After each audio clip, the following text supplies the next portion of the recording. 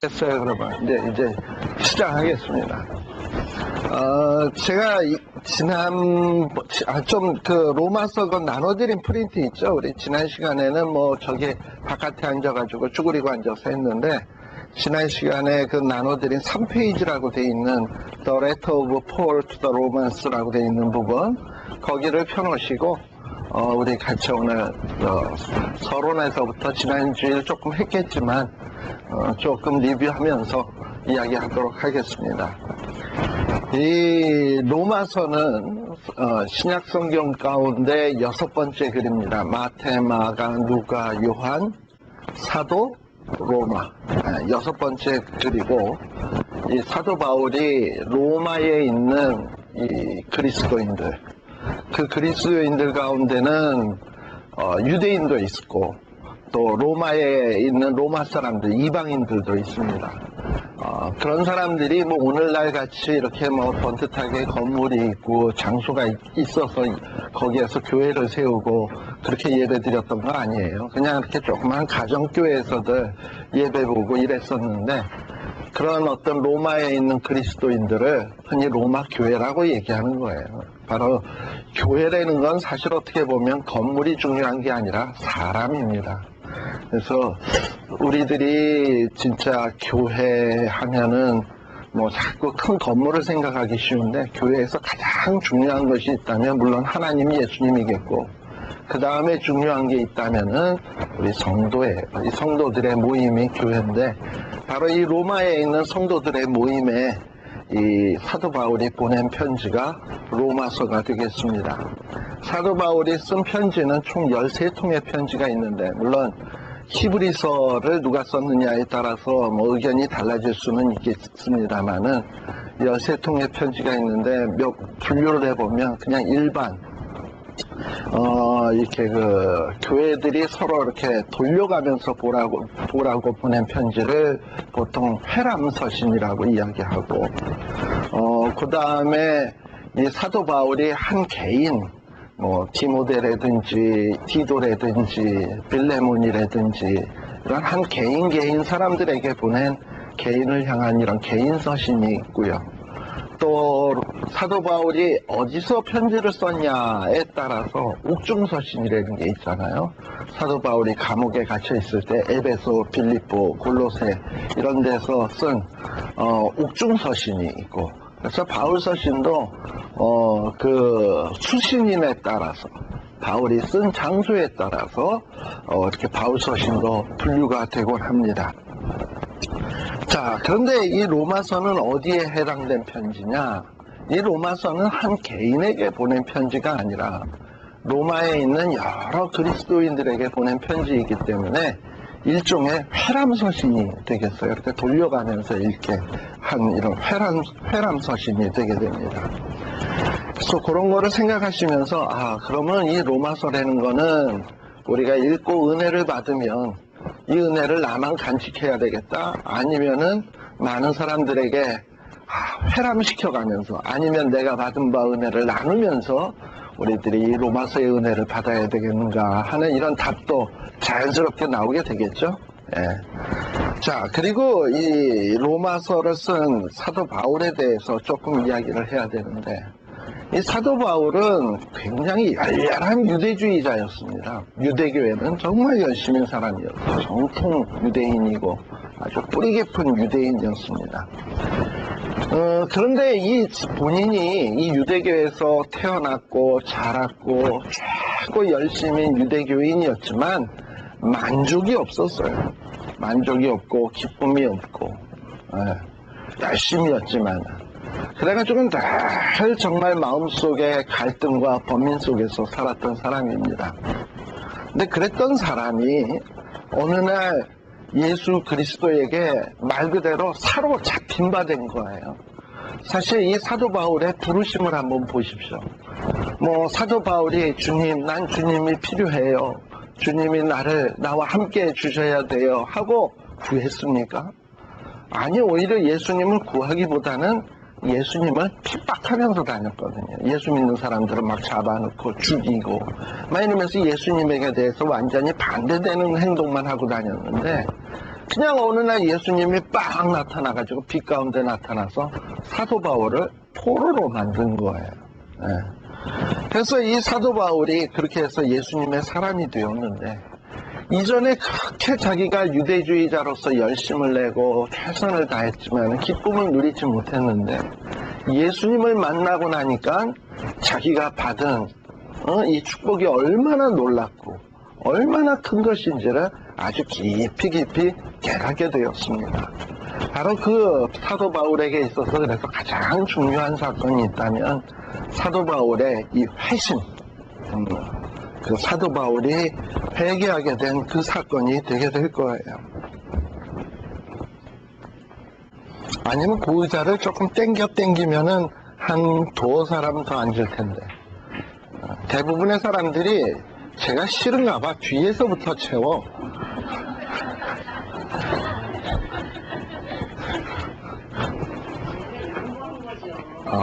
그래요? 그런 깊은 뜻이. 자, 그래서 이 사도 바울의 이 회심 사건에 대해서 늘 바울 서신을 읽을 땐 이런 생각을 해봐야 돼요. 사도 바울이 그렇게 유대주의자하면서 열심이 없었는데, 자기가 이렇게 보면은 그리스도인들은 자기보다도 뭔가 율법에도 열심이지 않지, 뭐 태어난 가문도 변변치 않지, 뭐 학벌도 딸리지, 뭐 여러 가지로 자기보다도 부족하고 기뻐할 조건이 없는데, 그들을 보면 그들의 얼굴에는 미소가 있고 행복이 있고 환한 광채가 나고 뭐 이러는 걸 보면 더 미치겠는 거예요. 여러분들 옛날에 그러지 않아요? 나는 열심히 공부하는데, 열심히 공부하고 막 밤을 새가지고 공부했는데, 보면은 성적이 변변치 않은데, 어떤 누구는 맨날 띵까띵까 노는 것 같은데, 시험만 봤다 하면은 왜 이렇게 잘 봐? 그러고 잘해? 그럼 괜시리 그 사람이 미워지고 꼴보기 싫고 그러잖아요. 그러니까 사도 바울은 자기 딴에는 하나님 앞에 열심히 한다고 율법도 열심히 순종하고 막 노력하고 정말 율법에 흠이 없는 자가 되기 위해서 애쓰고 노력하면 행복해야 되는데, 기쁨이 있어야 되는데, 자기는 그런 게 없고, 예수 믿는 사람들은 가만 보니까 뭐 열심도 아니고 뭐 이렇게 뭐 과거에 보면 정말 죄만 짓던 사람들인데, 회심한 이후로 뭔가 이렇게 행복해하고 즐거워하는 모습을 보니까 화가 난단 말이죠. 그래서 많은 학자들은 사도 바울이 왜 이렇게 예수 믿는 사람들에게 대해서 적개심을 가졌냐, 아마 이유를 그러한 데서 찾는 거예요. 근데 그렇게 잡아 죽이면서도 더 신경질 나는 거는 우리 스데반 사건에서 알다시피, 쳐 죽이면 자기 마음은 시원하고 저쪽은 막 표정이 막 그냥 일그러지고 막 괴로워해야 되는데, 쳐 죽이는 자기 마음은 괴롭고 돌에 맞는 저 친구는 얼굴이 환한 천사같이 빛나고, 이거 사람 미치고 팔짝 뛸 노릇 아닙니까? 집에 와가지고 또 신경질이 나가지고 또 내가 이제 뭐 정말 해외 원정까지 가서 예수 믿는 사람 핍박하겠다고 가다가 예수님 앞에 포로로 잡혀지게 된 거죠. 그래서 이 예수님 앞에 탁 포로로 잡혀지고 변화되고 나니까 정말 생각지도 못했던 사도 바울 마음속에 아주 기쁨이 넘쳐나게 되었습니다. 자, 그리고 그 다음에 사도 바울은 그렇고, 사도 바울이 쓴 이 로마서 편지를 받는 사람들은 누구냐? 사실요, 이 로마라고 하는 나라는 언제적에 나라가 아주 부흥하고 발전하기 시작했냐면 BC 31년, 우리 여러분들 지난번에 나눠드렸던 더 레터 오브 폴 투 로만스라고 하는 3페이지로 되어 있는 프린트가 있을 거예요. 거기 보시면 돼요. BC 31년에 우리 마태복음에 보면은 가이사 아우구스도스라고 나오잖아요. 바로 그 친구가 BC 예수님 오시기 전 한 30년 전쯤에 왕이 되었거든요. 그리고서는 한 예수님이 태어난 이후 한 14년까지 왕 노릇을 했어요. 근데 바로 이 아우구스투스, 이 친구가 왕일 때 로마가 아주 그냥 최고의 전성기로 부흥하기 시작을 했습니다. 이 사람이 아주 로마의 기초를 아주 단단하게 닦아놔가지고 이 로마가 자그마치 언제까지 세계를 지배하게 되냐면 AD 500년까지. 그러니까는 뭐 자그만치 한 500여 년 동안을 그 유럽 지역을 지배하는 아주 맹주로서 군림을 하게 되었습니다.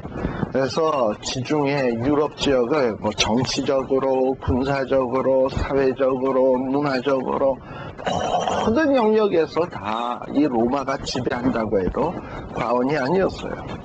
그러다 보니 이 많은 사람들이 이 로마에 살고 있는 사람들은 자기네 이 로마에 대한 자부심이 아주 대단했습니다.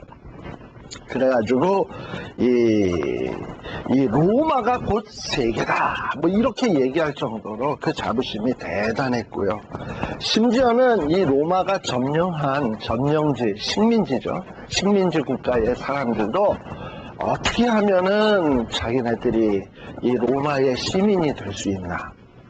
그렇게 해서 뭐 어떤 사람들은 돈 주고 사고, 우리 지난번에 우리 알다시피 사도행전에 벨릭스라고 하는 총독이 사도 바울하고 얘기할 때 너는 언제부터 시민권자냐? 그랬더니 나는 나면서부터로라.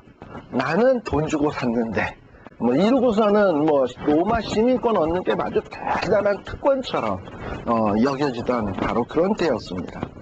그러다 보니 이 로마가 최고의 나라였고 최고의 도시였기 때문에 많은 민족들이 그 로마에 와서 뭐 지금은 뭐 가능한 한면 미국으로 오고 싶어하고 뭐 뉴욕으로 가고 싶어하고 뭐 이러지만은 당시에는 이 로마에 오는 게 꿈이었어요. 그래서 많은 로마에는 그야말로 세계 각종 인종들이 다 모여있는 그런 어떤 인종 박람회장과 같이 많은 인종들이 모여서 살던 곳이 바로 이 로마였습니다. 그런데 이 유대인들도 이 로마에 많이 오게 되었는데 어떻게 오게 됐냐? 이 유대인들이 로마에 오게 된 것은 벌써 역사가 오래돼요. 우리가 알다시피 BC 722년에 북이스라엘이 아수르에 망했잖아요. 그래서 많은 사람들이 흩어져서 세계 방방에 흩어지게 됐는데 어쩌면 그때부터 아마 로마 속에 유대인들이 살기 시작했을 거예요. 그리고 또 그로부터 한 150년 뒤에 586년 예수님 오시기 전 한 586년에는 또 남쪽 유다가 망해가지고 바벨론에 망해가지고 또 많은 사람들이 흩어졌거든요. 또 그 사람들이 또 로마에 왔을 것이고 이렇게 해가지고 온 사람들을 흔히 디아스포라 유대인이라고 얘기해요.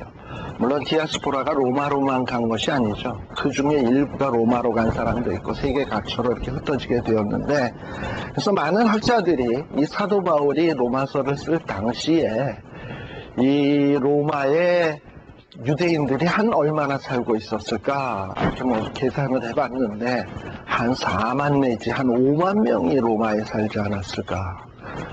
당시에 4만 5만이 한 도시에 산다 그러면 굉장히 많은 거죠, 그죠? 예, 그렇게 많은 유대인들이 이 로마에 와서 살고 있었다라고 이야기를 해요. 그리고 이 로마에 또 오게 된 유대인들은 또 이렇게 과거에 뭐 바벨론에 망하고 아수르에 망해서 흩어져서 온 사람들도 있지만은 예수님 오시기 전 한 20년 전, 30년 전에 폼페이우스라고 하는 이 로마의 황제가 폼페이우스라고 하는 이 정치가 장군이 이 전쟁에서 막 이기면서 유대 나라도 점령을 했었거든요. 그러면서 이 점령을 하고서는 이 많은 유대인들을 잡아가지고 노예로 잡아가지고 로마로 잡아갔어요. 그러니까 아마 그런 유대인들도 있었을 거예요. 노예 신분의 유대인, 원래 디아스포라 돼서 온 유대인.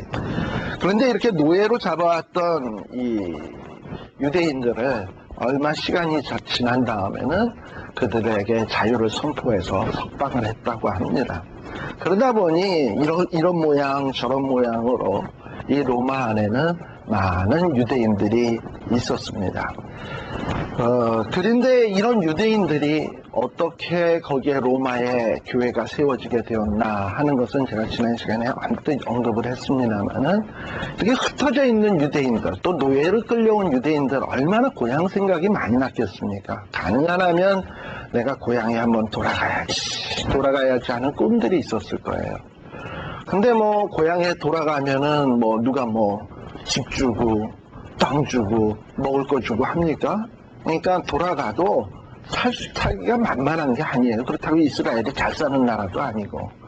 그러니 돌아간다는 것도 쉬운 일 아니니까 사람들 마음속에 어떤 꿈이 있냐면 최소한 유대인들의 명절 때만 이래도 특별히 뭐 유월절, 오순절, 뭐 수장절 이런 절기에 예루살렘의 성전에 가서 하나님 앞에 또 예배라도 드려야 되겠다 하는 것이 이 흩어진 유대인들의 소망이었습니다. 그런데 바로 이 사도행전에서는 그 절기 가운데 특별히 오순절 날을 배경으로 시작이 되는데요. 이 오순절 날이라고 하는 것은 6월절로부터 50일 되는 날입니다. 우리 아다시피 우리 예수님이 십자가에 못 박히신 때가 언제죠? 6월절이죠. 6월절에 마치 6월절 양이 죽임당하는 것처럼 예수님이 6월절 절기 기간 중에 금요일날 십자가에 못 박히신 거거든요. 바로 오순절이라는 것은 바로 그 6월절 날로부터 50일 되는 날이 오순절이에요. 그러니까 6월절이 보통 한 4월, 우리가 6월절이 또 부활절이 있는 주간 아닙니까? 예수님이 사흘 만에 살아났으니까. 그게 4월 보통 한 셋째 주니까 그로부터 오순절이라고 하면 언제쯤입니까? 한 7월? 6월 말 7월? 이 정도 되겠네요. 그죠? 네. 그래서 이 오순절은 초여름 정도가 바로 이 오순절 기간이에요. 그래서 바로 이 오순절을 지키기 위해서 흩어진 유대인들이 예루살렘에 왔다가 이 오순절날 성령의 충만함을 받은 이 사도들, 제자들이 막 복음 전도하는 소리를 듣게 됐어요. 그 중에서 대표적인 사람이 누굽니까? 사도 베드로. 사도 베드로가 그렇다고 뚱딴지 같은 전혀 유대인들이 알지도 못하는 설교를 한 게 아니라 우리가 알다시피 요엘서 2장에 나오는 말씀, 요엘서에 하나님께서 내가 성령을 물같이 너희에게 부어줄 거다 한 이 요엘서의 예언이 있거든요. 그러면서 막 그냥 방언이 터져가지고 방언으로 설교를 하는데, 방언도 이게 희한한 방언이에요. 베드로는 한 가지 말로 하는데 사람들이 각기 제 나라 말로 알아듣는 방언. 벌써 그때 하나님은 동시통역 시스템을 알고 있은 거야. 동시통역 시스템으로 그냥 다 제 나라 말로 알아듣는 이런 놀라운 역사가 나타나니까 얼마나 놀랍니까? 근데 이게 무슨 귀신의 장난도 아니고, 이 베드로가 막 선지서를 인용을 하면서 설교를 하니까 이 아마 흩어진, 특별히 로마에 있었던, 로마에서 살고 있다가 이렇게 오순절날 방문했던 이 그리스도인들도 굉장히 충격을 받았던 것 같아요. 그리고 이 사도 베드로의 말씀을 듣고 난 다음에 가슴이 찔려가지고 막 우리가 어찌할꼬 하고 회개할 때 사도 바울이 회개하라, 그리고 성령을 받아라, 이렇게 해가지고 은혜를 받은 거죠. 그래서 이 은혜의 감격을 가지고 돌아가가지고 아마도 이 자기가 예루살렘에서 오순절날 경험한 사건들을 이 사람 저 사람에게 전도하는데, 이런 전도하는 사람들 위에 누가 함께 했을까? 성령님이 함께 하니까 별거 아닌 말인데 막 그냥 사람들이 거꾸러지고 회개가 되고 막 이런 역사들이 나타나는 거예요. 그러면서 세워진 교회가 바로 이 로마의 교회가 되어진 것입니다. 따라서 이 로마 교회라고 하는 것은 어떤 베드로가 세운 교회도 아니고 사도 바울이 세운 교회도 아닙니다. 그러니까 이 로마의 교회는 그 시작은 어떤 무명의 성도, 무명의 우리가 알지 못하는 어떤 누구에 의해서 이 로마의 교회가 세워진 것으로 봐야 돼요. 그런데 이 로마에 있는 이 유대인들이라고 하는 사람들이 이 로마에서의 그 스테이터스라 그러나, 신분이라 그럴까, 어떤 나라로 받는 대접이라 그럴까, 그런 점에 있어서 이 유대인들은 로마에서 그렇게 달가운 존재가 아니었습니다. 그건 뭐라 그래야 되냐면, 그 뭐 뜨거운 감자와 같은 존재라 그래야 될까? 이거 뭔가 귀찮은 존재, 좀 문제거리, 골치 아픈 존재들이 바로 유대인들이었습니다. 왜냐하면 이 유대인들은 곳곳에 가면 자꾸 자기 민족밖에 몰라. 그러다 보니 자꾸 문제를 일으키고 소동도 일으키고 막 이래요. 그런데 이 AD 49년경에 이 클라우디우스라고 하는 이 로마의 황제가 이 로마에 사는 유대인들은 다 나가라, 다 추방해라, 추방시켜라 명령을 내려가지고 유대인들을 다 추방을 시켰어요. 근데 무슨 이유가 있어야 될 거 아닙니까? 근데 이 AD 49년에 이 클라우디우스 황제가 유대인들을 쫓아낸 데는 이유가 있었습니다. 그 이유가 뭐냐면 크레스토스의 소동 때문이었다라는 이런 기록이 나타나요. 크레스토스 뭐랑 이름이 비슷하지 않아요? 크레스토스, 크리스토스 모음 하나 차이죠. 원래 그 헬라어에서 에나 이는 서로 이렇게 모음이 혼용돼서 많이 나타나요. 그럼 크레스토스를 이름을 조금 바꿔서 얘기하면 크리스토스의 소동이다 하면은 누구에 의한 소동이라고요? 그리스도에 의한 소동이다 라는 거예요. 근데 이게 왜 이런 소동이 일어났냐 하면 이 로마 안에 그 무명의 성도들이 오순절날 은혜 받고 와서 막 교회를 세우기 시작했잖아요. 근데 이 사람들은 원래는 뭐였던 사람이냐면 유대인이었다고요. 회당에서 철저한 유대인이었고 막 그냥 오순절날 고향 땅까지 가려고 했던 사람들이니 얼마나 철저한 열심인 유대인들이었겠습니까? 근데 이랬던 사람들이 어느 날 오순절날 갔다 오더니 사람이 달라졌어. 유대주의자가 아니야 이제는. 그리스도의 사람이 돼버린 거예요. 근데 이 그리스도의 사람이 된 유대인하고 그리고 정통 그냥 오순절날 안 갔던 유대인들하고 뭔가 이렇게 마찰이 일어날 수밖에 없어요. 그래가지고 어떤 서로 다투고 난리가 커다란 문제가 생겨나기 시작하니까 이 로마 황제가 보더니 이들 때문에 시끄러워 못 살겠다. 그리스도인이든 그리스도인이 아니든 원래 유대인이든 둘 다 나가라. 유대인자 들어가는 놈들은 다 나가라. 해가지고 유대인들을 이 로마에서 쫓아냈어요. 원래 여러분도 사도행전에서 우리 공부했습니다만 아굴라와 브리스길라 아시죠? 사도 바울의 동역자였던 이 아굴라와 브리스길라는 어디 살았던 사람들이냐면 원래 로마에 살았던 사람이에요. 그러니까 아마 이 사람들은 예전에 뭐 디아스포라에서 왔던 유대인이거나 아니면 아까 포로로 잡혀왔다가 노예로 잡혀왔다가 석방된 유대인이거나 아마 그런 사람의 후예였을 거예요. 근데 이랬던 사람들이 어쨌든 예수를 믿었고 뭐 이러다가 이 클라우디우스 황제가 나가라 그러니까 할 수 없이 거기서 살지 못하고 나갔다가 사도 바울의 에베소에서 만나가지고 함께 동역하게 된 거잖아요. 그러니까 아굴라와 브리스길라예요. 바로 이렇게 로마에서 쫓겨나게 된 사건. 이 사건도 가만 생각을 해보면 뭐 정치적으로 소동이 일어나서 쫓겨났고 뭐 이랬구나 뭐 이렇게 생각할지 모르지만 그 안에 섭리하시는 하나님의 손길을 보세요. 아굴라와 브리스길라가 그런 어떤 소동이 안 일어나고 클라우디우스 황제가 추방명을 안 내렸다면 아굴라와 브리스길라가 사도 바울을 만났을까 안 만났을까? 안 만났겠죠. 네. 그래서 물론 뭐 예수 안 믿는 사람들은 아이고 예수 믿는 사람 그냥 억지로 이리 껴맞추고 저리 껴맞춰서 하나님의 섭리 속에서 만났자 어쨌다 이렇게 얘기하는지 모르겠지만 뭐 이렇게 얘기할지 모르겠지만 사실은 어떻게 보면 하나님께서 아굴라와 브리스길라를 그냥 하나님이 어떤 그 당시 정치 상황에 의해서 사회 상황에 의해서 밀어내시고 그리고 그렇게 해서 만나게 했고 또 그렇게 해서 바울을 만났기 때문에 아굴라와 브리스길라가 그 신앙이 한 차원 더 업데이트 되지 않았겠습니까? 그리고 에베소의 목회자였잖아요. 그래가지고 이 아굴라와 브리스길라가 또 누구를 데려옵니까? 저 알렉산드리아에 있는 아볼로라고 하는 사람을 또 데리고 와가지고 교육을 시켜가지고 아굴라와 브리스길라가 이 아볼로를 또 고린도에 또 파송하는 또 이런 역사가 있잖아요. 그러니까 어떻게 보면 이런 모든 우리가 볼 때는 사소하게 넘어가는 이런 정치적인 사건도 하나님께서 하나님 복음 전도를 위해서 바울 만나게 아볼로를 또 더욱더 성숙시켜서 고린도에서 쓰기 하기 위한 일련의 정지 작업이라고 우리는 봐야 될 겁니다. 그렇다면 우리가 이렇게 미국 오고 우리에게 일어나는 여러 가지 사건들도 다 우연히 되어지는 일은 없어요.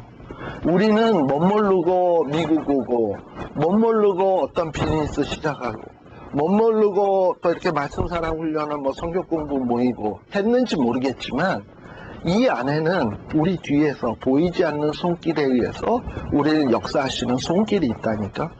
그 손길에 의해서 우리를 다 내어 맡기고 있으면 우리가 볼 때는 아주 사소한 일이고 기분 나쁜 일이지. 어떤 내가 어느 나라에 가서 살고 있는데 추방당했다.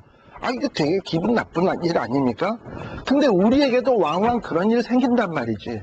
내가 원치 않는 일, 바라지 않는 일이 갑자기 해픈돼가지고 손해를 봐야 될 때도 있고 쫓겨나야 될 때도 있고 부득이하게 어디로 멀리 떠나야 될 때도 있고 이런 일도 생긴단 말이죠. 그러나 하나님은 그런 일까지도 사용해가지고 더 큰 하나님 나라 일을 위해서 사용해 가시는 걸 보면 이건 참 놀라운 일이구나 하는 것을 우리들이 좀 발견할 수 있어야 됩니다. 자, 그렇게 해가지고 이렇게 많은 사람들이 쫓겨났었는데 이 AD 54년에 이 클라우디우스라고 하는 황제가 죽었네. 죽고 나니까 이 흩어졌던 유대인들이 다시금 이 쫓겨났던 유대인들이 로마 교회에 모여지기 시작을 했어요. 모여지기 시작을 하니까 이 한번 박해를 받고 환난을 당했으니 그 믿음이 얼마나 더 단단하게 되었겠습니까? 우리 욥기에도 보게 되면 그가 우리를 단련하신 후에는 뭐같이 나오리라? 정금같이 나오리라. 그러니까 추방령에 의해서 쫓겨났던 유대인들이 나갈 때는 은 같았는지 모르지만 그가 쫓겨난 다음에 단련하신 후에는 뭐가 돼서 돌아왔어? 정금이 되어서 돌아왔으니 얼마나 더 열심히 전도했겠으며 더 열심히 했겠습니까? 그러다 보니 이 54년 이후에 이 로마의 교회가 막 부흥하고 발전하기 시작하는 거예요. 그런데 이 사도 바울이 로마서를 쓴 때는 언제냐 하면 한 AD 한 57년, 58년, 56년 5페이지 중간 약간 밑에 보게 되면 고린도에 있을 때 썼다 그랬잖아요. 그때가 한 AD 한 56년, 57년이니까 이 클라우디우스가 쫓아냈다가 죽은 해가 54년이니까 돌아온 유대인들이 한 3년 동안 막 전도해서 교회가 막 부흥하기 시작을 한 거예요. 로마의 교회가. 그런 소식을 고린도에 있는 사도 바울이 들은 거지. 3년 내에 막 그냥 교회가 불같이 일어나는 소식을 듣고. 그러니 로마에 더 가고 싶은 거야. 그런데 이 로마에 들려오는 소문들이 너무 좋으니까 사도 바울이 로마서 편지를 딱 쓰면서 첫머리에 뭐라고 인사를 하고 있냐면 그 내용이 로마서 1장 8절입니다. 우리 같이 한번 볼까요?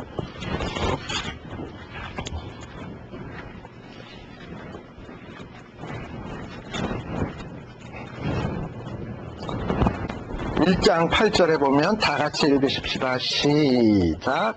첫째는 내가 예수 그리스도로 말미암아 너희 모든 사람을 인하여 내 하나님께 감사함은 너희의 믿음이 온 세상에 전파됨이로다 라고 했어요. 다시 말하면 이 로마의 무명의 어떤 성도들에 의해서 복음이 전도됐는데 또 그렇게 해서 예수 믿은 사람들의 그 믿음이 어떻게 보면 참 별 볼 일 없을 것 같은데 그 믿음이 어디에? 거기 뭐라고 되어 있어요? 온 세상에. 이 로마를 중심으로 해서 온 세상에 그들의 믿음이 막 전파된다는 것을 사도 바울이 들은 거예요. 베드로에 의해서 세워진 것도 아니고 바울에 의해서 세워지지도 않았는데, 즉 다시 말하면 어떤 훌륭한 스타 목사님, 스타 무슨 이런 복음 전도자에 의해서 세워진 교회도 아닌데 평범한 평신도들에 의해서 세워진 교회인데 그들의 믿음이 어디에 전파돼? 온 세상에 전파된다 하니 이 얼마나 놀라운 일입니까? 그런 소식을 들으니까 사도 바울이 하나님 앞에 감사하고 또 이렇게 로마 교인들을 칭찬하고 격려하고 있는 거예요. 네.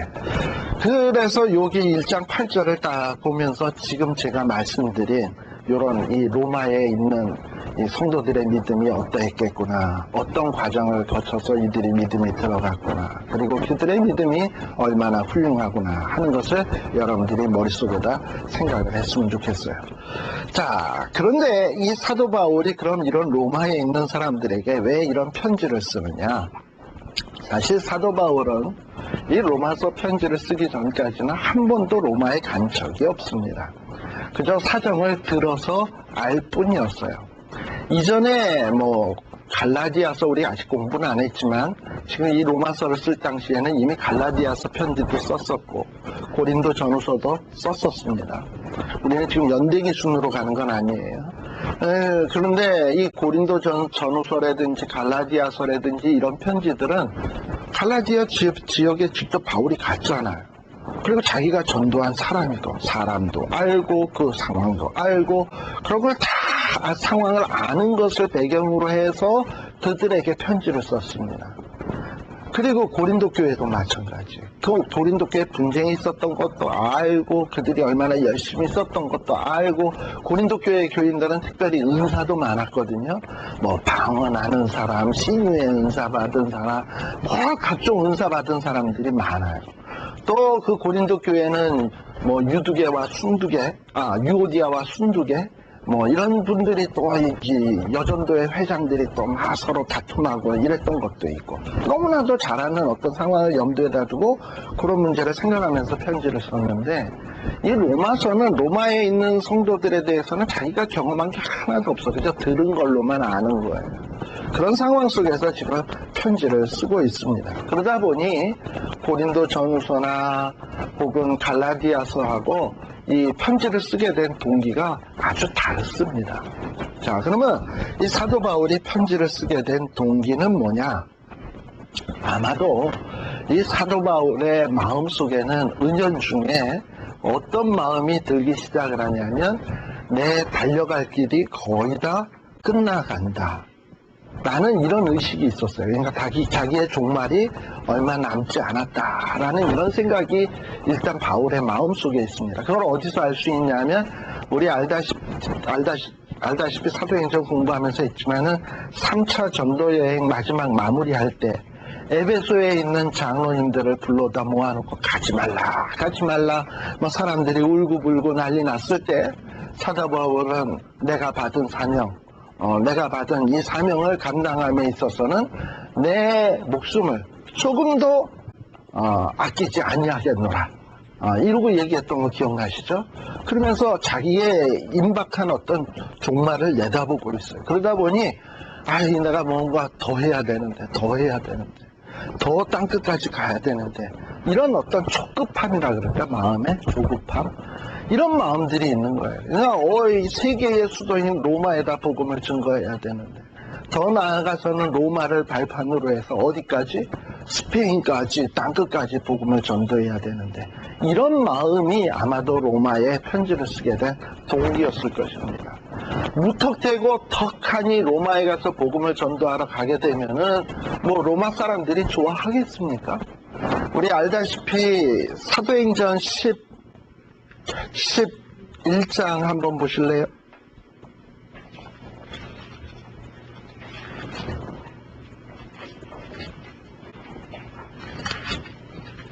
11장이 아니다.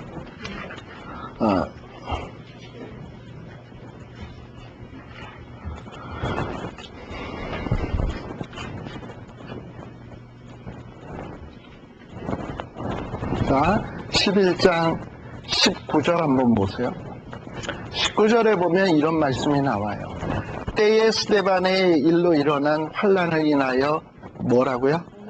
그걸 아까 뭐라 그랬어요? 디아스포라라고 얘기했죠? 흩어진 자들이 어디를 갔다? 베니게, 구브로, 안디옥까지도 이르렀다. 그런데 그 중에서 도를 유대인에게만 전하는 사람이 있었는데, 그 중에 또 어떤 사람들도 있었냐면 구브로와 구레네에 있는 몇 사람이 또 안디옥에 이르러서 헬라인에게도 전도했다라는 얘기 나와요. 다시 말하면 복음 전도가 어떤 일을 계기로 해서 세계적으로 퍼지기 시작을 하냐면, 스데반이 죽고 난 다음에, 그리고 사도 바울이 본격적으로 예수 믿는 사람들을 핍박하지 않았습니까? 그러다 보니 사람들이 어디로 흩어졌냐 하면은 구브로와 안디옥, 베니게 이런 지역으로 흩어졌단 말이에요. 그래가지고 세워진 교회가 어디냐 하면 안디옥 교회잖아요. 그 안디옥 교회에 있었는데 그 안디옥에 있었던 사람들이 또 누구에게도 복음을 전하기 시작하냐면 헬라인에게도 복음을 전했다 그랬어요. 그러다 보니 어쩌면 이 안디옥에 있었던 사람들 혹은 이렇게 흩어진 바울의 일로 인해서 바울이 사울 시절에 행했던 그 악행으로 인해서 사람들이 흩어졌잖아요. 이 흩어진 사람들이 어디까지 간 거냐 하면 로마까지 간 거란 말이지. 그러니 바울로 인해서 고향 버리고 쫓겨난 사람이 바울에 대한 이미지가 좋겠습니까? 나쁘겠습니까? 죽일 놈이지. 쟤 때문에 내가 고향을 떠나야 됐고 그렇게 해서 이렇게 타향살이 하면서 생고생하고 있는데 아마도 로마에는 바울에 대한 인식이 그랬을 거예요. 그나마 안디옥 지역에는 나중에 바나바가 바울을 데리러 다소까지 가서 바울을 데리고 안디옥에 데리고 와서 1년 동안 목회를 하면서 이 바울에게 가졌던 이 악감정, 나쁜 감정들이 다 이렇게 사라지긴 됐겠지만 안디옥에 있는 사람들에게는 그러나 그 먼 데 지역에 있는 사람들에게는 이 바울에 대한 바울로 인해서 흩어진 사람들이 바울에 대한 감정이 좋을 리가 없어요. 근데 이렇게 감정이 안 좋은데 편지도 안 쓰고 갑자기 짠 나타나서 난 너희를 위하러 왔다 그러면은 그 로마에 흩어진 사람들이 저 인간 또 왜 왔어? 우리 여기까지 언제나 다메섹까지 예수 믿는 사람 잡아주기로 쫓아가더니만 이제는 로마까지 오는 거야 하고서는 바울을 좋아하지 않겠죠. 그러니 그건 좋아하지 않는 상황에서 바울이 암만 좋은 얘기를 한들 복음을 전한들 그게 귀에 들어오겠냐 말이죠.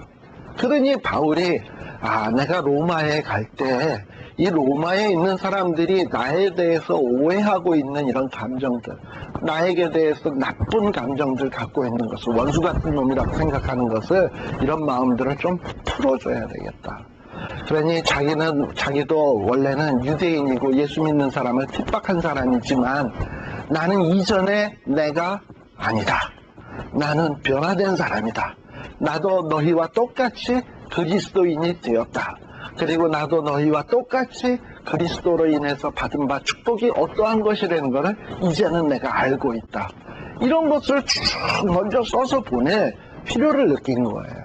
바로 그래서 이 로마에 가기 위한 정지 작업을 하기 위해서 이 로마서에 편지를 쓰고 있는 것입니다. 그러다 보니 이 로마서 안에는 말이죠. 로마서 안에는 상당히 자기 사도 바울이 느꼈던 주님의 은혜, 주님께서 베푸시는 은혜가 얼마나 큰 건가, 또 그리스도인이 되었다라는 게 무엇인가 하는 것을 아주 구체적으로 기록하고 있습니다. 왜냐? 나는 이제 그리스도를 핍박자가 아니라 이제 그리스도의 사람이 되었다는 걸 얘기하기 위해서, 그래서 뭔가 벽을 허물기 위해서 그런 얘기들이 상당히 많이 써 있어요. 그리고 사도 바울의 또 하나의 이 로마서를 쓰게 된 동기는 뭐냐? 이 로마가 세계의 수도였거든요.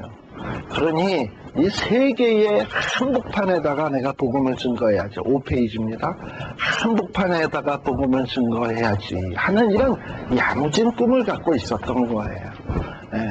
그런데 아시다시피 사도 바울은 이 스페인, 로마로 가고자 하는 꿈이 있었지만 그 가고자 하는 길이 어쨌다?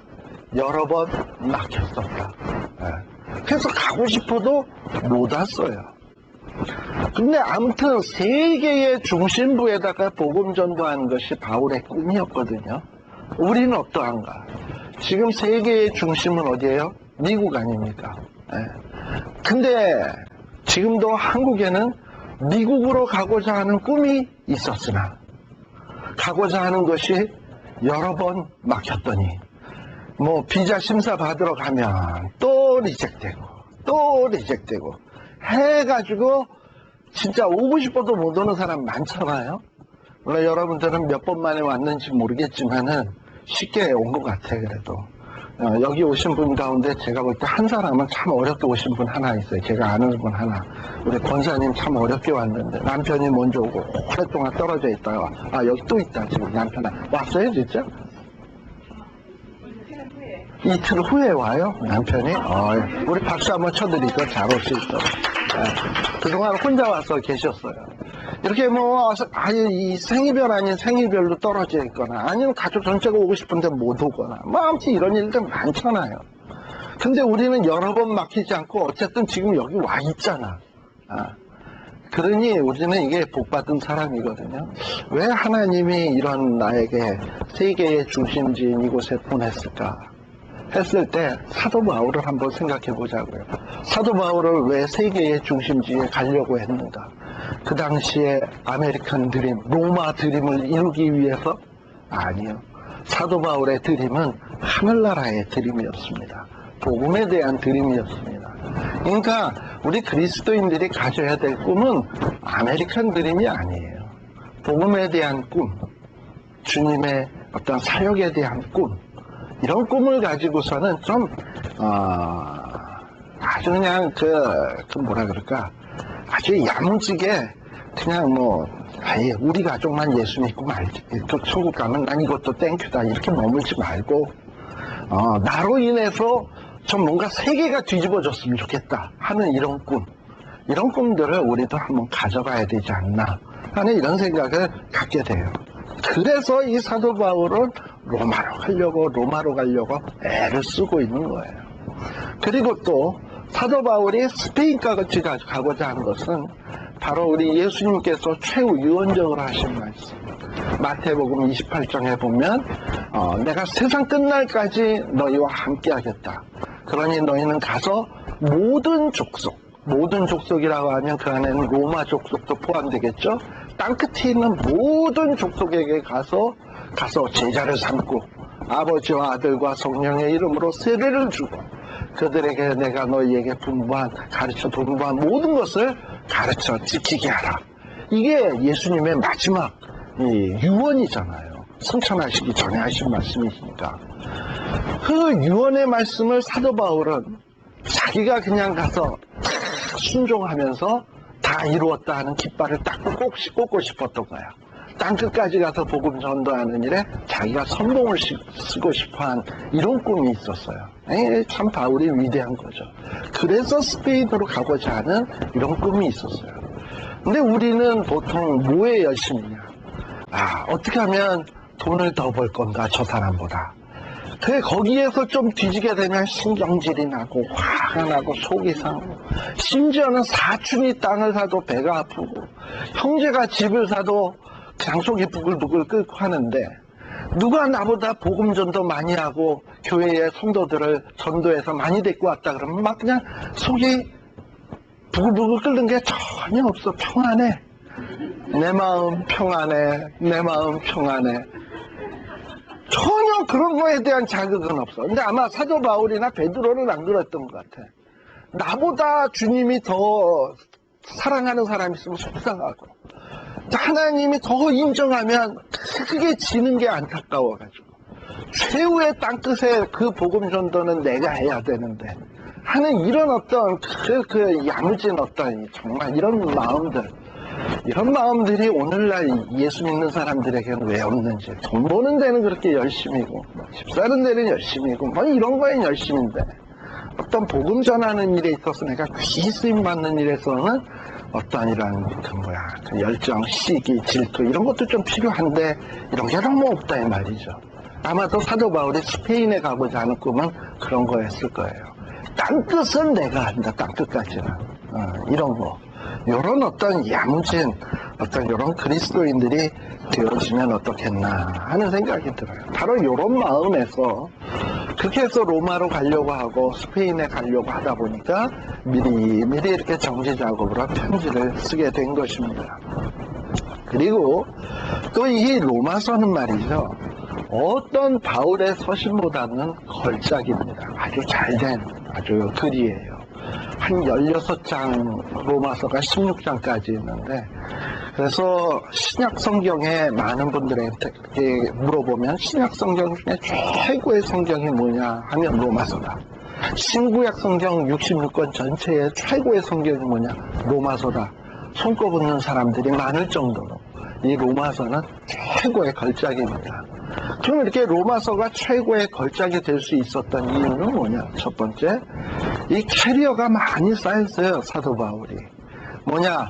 벌써 전도여행도 1차 전도여행 마쳤지, 2차 전도여행 마쳤지, 3차 전도여행 마쳤죠. 그러니까 이제 완전히 사도 바울은 무르익을 대로 무르익었어. 예. 사도 바울이 그때까지 설교 몇 번 했을까요? 몰라. 나도 몰라. 그러나 무지 많이 했을 거예요. 내가 설교 많이 하다 보면 나중엔 아주 도가 튀어요. 제가 일전에 한번 설명드린 적이 있는지 모르지만 제가 군목할 때 주일날 설교를 7번을 했어요. 많이 했죠. 7번을 하면 한 설교를 3편을 준비를 해가지고 7번을 했거든요. 근데 제가 담당한 곳에 대대가 4개 대대가 있었어요. 4개 대대가 있는데 이 4개 대대는 서로 교회가 뚝뚝뚝뚝 떨어져 있어서 걔네들이 교회로 와서 예배 드리는 게 아니라 내가 그쪽 있는 동네로 가서 예배 봐요. 그러니까 4군데가 예배 순서가 시간이 다 달라. 아침 8시에 한 군데, 끝나면 한 9시에 또 한 군데, 10시에 한 군데, 또 끝나면 또 부랴부랴 와서 또 오후에 또 한 군데, 이러다 보면 같은 설교를 4번 하걸라. 4번 하면 첫 번째 설교는 원고를 많이 읽지. 두 번째 설교쯤 되면 봤다, 안 봤다, 봤다, 안 봤다 이래. 세 번째쯤 되면 마이크만 들고 해. 네 번째쯤 되면 완전 부흥사예요. 그렇게 되는 것처럼 이렇게 말씀 증거도 여러 번 하다 보면 아주 물이 오른다 그러나. 그러니까 아마 사도 바울이 이 오랜 세월을 거쳐오면서 완전히 신학적으로, 신앙적으로, 어떤 이 모든 면에서 물이 올라가지고 이 로마서가 걸작이 되었을 거고요. 그러다 보니 이 로마서가 어떤 성경보다도 뛰어난 작품이 될 수 있었고, 그리고 이 글 쓰는 사람은요, 글을 잘 쓰려면 마음이 편해야 돼. 마음이 편해야 글도 잘 쓸 수 있지. 글을 내가 쓰려고 하는데 자꾸 잡생각이 들고 자꾸 걱정거리가 머리에 떠오르고 하면 글을 잘 쓸 수가 없어요. 근데 사도 바울이 이 로마서를 쓸 때는 어떤 때였냐 하면 이 고린도 교회가 아주 사도 바울의 마음을 괴롭혔거든요. 그런데 이 고린도 교회의 문제가 싹 다 해결이 됐어. 그리고 이 고린도 교회 사람들이 아주 변화돼가지고 예루살렘 교회에 내가 구제헌금 전달하러 간다니까 자기네들도 구제헌금 다 모아주고 얼마나 이쁜 사람들로 변화됐는지 몰라. 그래서 그 헌금 모아가지고 떠날라 그러는데 풍랑이 일어서 못 갈 뿐인데, 흔히 이 심적으로 사도 바울의 마음속에 있었던 걱정, 근심이 다 사라지고요. 편안한 마음에서 글을 쓰고 있었기 때문에 이 로마서는 또 아주 걸작이 될 수 있었습니다. 그래서 이 로마서가 왜 이렇게 훌륭한 작품이 될 수 있었나 하는 것을 우리들이 좀 생각을 해야 돼요. 자, 그러면 우리 이제 이 로마서의 내용에 대해서 우리 이제 같이 한번 공부를 하는데, 우리 잠시 쉬었다 가야 될 시간이 된 것 같습니다.